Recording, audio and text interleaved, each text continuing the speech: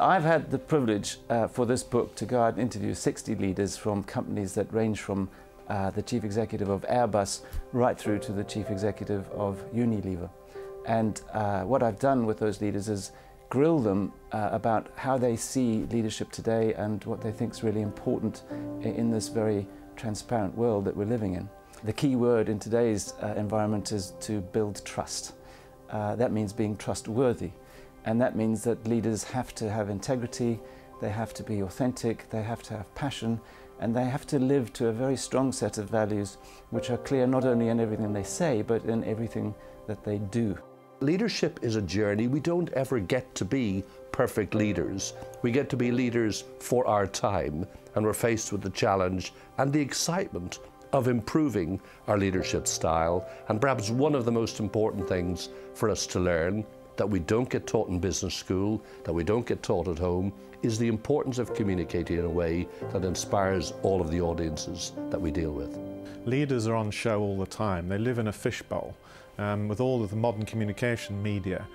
So they have to be terribly self-aware, and that means that they've got to be clear about who they are, clear about their own style, and they've got to be consistent and authentic in that. I mean, it's what the Americans like to talk about of walking the talk. By the time I finished this interview, it could be seen by people in 140 countries around the world, and it could be interpreted 140 different ways. So the degree to which we're prepared to deal in crisis, particularly with communications, and the speed at which we have to wrestle with such a diverse global audience, to me is probably the most dramatic change of the past 20 years. If you look at what's happening today, I mean, the so-called Wall Street occupations, which I think have hit now between 70 and 80 countries around the world, you know, young people really challenging and questioning leadership at every level, political leadership, business leadership, and so on. So there's a lot more challenge of what good leadership really is.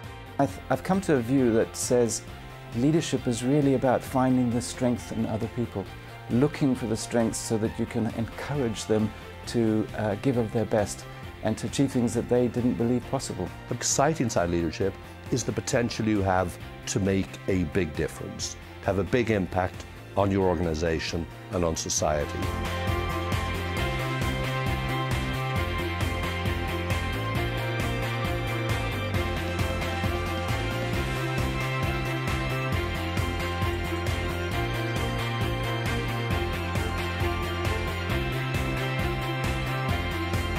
Language is a system of communication, and what I've tried to do here is present a system of communication for leaders to use to think about how to be better communicators. What I've tried to capture in my book is a framework for leaders at all levels in organizations to use in order to think about how they go about communicating and inspiring people. If you want people to perform beyond normal expectations, beyond their contractual obligations, then you really need to inspire them.